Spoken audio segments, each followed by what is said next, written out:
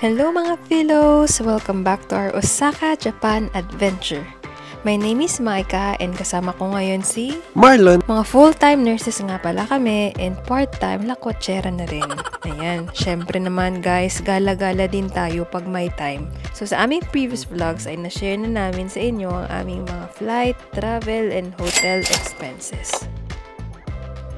Tara, samahan nyo naman kami sa aming next adventure at i-share namin sa inyo ang aming mga pinuntahan at syempre ang mga ginastos na din namin para may idea kayo kung pupunta rin kayo sa Japan. Ayan mga Philos, dahil 4 days stay lang kami dito sa Japan ay talaga namang sinusulit namin ang bawat oras. Kaya wala nang pahinga-pahinga to guys. Kakarating lang namin sa aming hotel ay diretso na kami gumala para makita namin ang nightlife dito sa Osaka. Let's go sa ating first stop, ang Shinsekai. So mga Philos, nandito tayo sa Shinsekai, Japan. Yan. So dito marami tayong food trip na pwedeng kainan. Mga cheap lang din. And then, napakadami talaga. Marami ring shops dito. And then meron din pwedeng mga parang gaming din, parang arcades. Yan. Marami. So tara, puntahan natin kung saan masarap dito. Mayroon pang famous na tower dito sa likod ko. Hindi ko alam po ng pangalan, basta may tower. Tara, ikot tayo. Alam nyo ba na ang Shinsekai daw ay nagsimula 100 years ago, year 1903. Kaya naman kung gusto nyo mag-travel into the past and experience Osaka's old school street life, retro signage, neon lights, arcades, and vibrant restaurants, wag nyong kakalimutan magdaan dito. Built in 1912 and inspired by Paris Eiffel Tower. Makikita nyo rin dito ang kanilang iconic Sutenkaku Tower na ang ibig sabihin raw ay Tower Reaching Heaven. Di na kami nakakain dito pero sikat na sikat raw ang seafoods at ang tinatawag nilang kushikatsu o yung deep fried food na nasa stick. Next stop is Denden Town. From Shinsekai to Denden Town ay 14 minutes walk lamang. So dito sa Japan, masarap mag-sightseeing habang naglalakad. So kapag may time kayo, ay pwede nyo rin itong daanan. Lalo na kung mahilig kayo sa electronics, camera, computer games, at anime. Gaya ng kasama ko. Ayan mga Ka-Philos, nandito tayo ngayon sa Denden Town. Kung fan kayo ng mga animes, ng mga manga, ng mga kung ano-ano pa, ng mga Naruto, ganyan, ano pa ba, mga One Piece, mga Hunter x Hunter, mga Slam Dunk, ganyan. Kung fan kayo ng mga ganyan guys, dumaan kayo dito. And kung fan kayo ng mga technologies, ganyan, and ano pa, ganyan lang yung masasabi ko. 17 minutes walk away from Denden Town ay ang aming last stop for tonight, ang most famous tourist destination, Dotonbori. Tinaguri ang the bright heart of Osaka. Totoo naman talagang napaka-bright and lively dito. Bongga ang mga restaurants at napakasaya ng vibes. Dito nyo rin makikita ang iconic Glico Running Man landmark. Ito yung athlete na naka-victory pose. Hello mga Ka-Philos! Ayan, medyo ngayon guys sa Dotonbori. Isa siya sa pinaka-busiest and siguro pinaka-principal na tourist destination dito sa Osaka. So, Osaka nga pala ay kilala siya bilang the kitchen of Japan dahil maraming mga food dito na delicious na pwede nating kainin and syempre pagkain dapat kainin, di ba? Char. Good nightlife. So, wag nyo talaga, dapat kasama tong Dotonbori sa inyong bucket list. Okay? Glico man, no? Sa likod ko. Guys, alam nyo ba, Pilipino daw pala yan, si Glico. Na-research ko, Filipino daw yan. Inspired siya sa Filipino.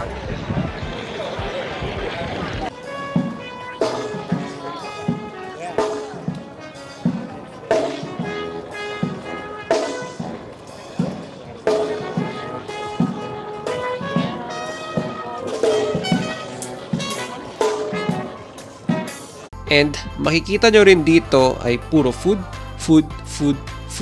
and food again. Ang daming pagpipilian ng pagkain mula sa street food and restaurants. Totoo nga na ang Osaka talaga ang Japan's kitchen. Guys, ang cute ng alimasag. Gumagalaw.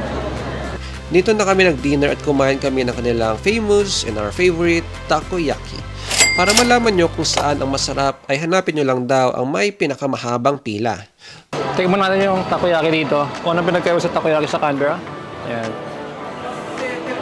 Mainit siya, mainit. Kung hindi ko siya makakain ng one shot.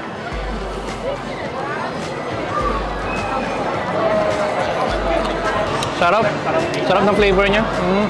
Talagang lasang-lasa mo. Tikman natin kung ito na ang pinaka-legit na takoyaki na pwede nating makain.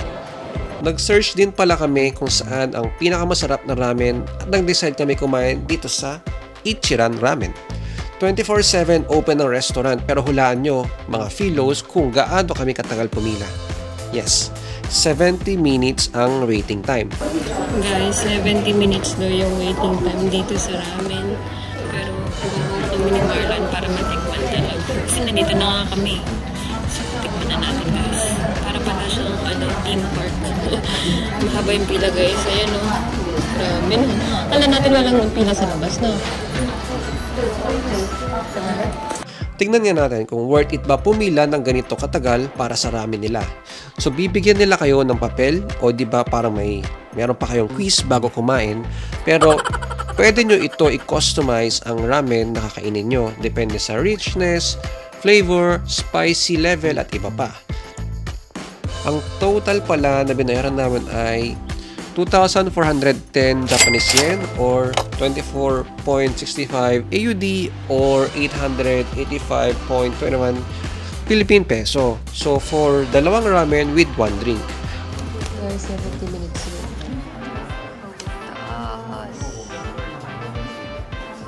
Guys, nakupo na kami dito. Japan experience.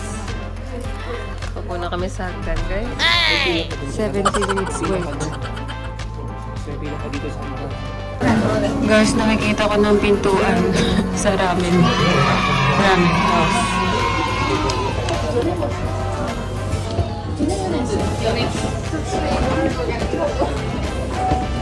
Uy, kakaiba Marlon na. Wow! Galing guys, no? Nakatawa naman. May sabitan pa ng clothes sa likod, babe. May sabitan pa ng bago. Alis mo?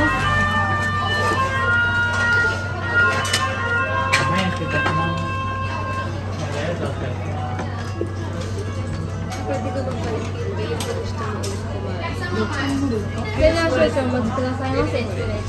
Hey Marlon. Okay ba? Worth it naman, mga worth it ang experience, guys. Guys, damaan kayo dito kasi kakaiba. Tignan mo guys, so. Ngayon ako nakakain sa mga... Uy, parang walang kopyahan to diba? Ganyan to yung diba? Pag nag-e-exam, bawal kumopya. Ay, pwede mo lagyan ng tubig. Push. Push dah. Pantay. Ayan mga ka-Philos, ayan nakita pa natin, hiring sila, part-time staff wanted. Basic hourly wage daw ay 1,200 yen or 12 Australian dollars or 450 pesos per hour. Ayan, apply na daw tayo guys. Wow!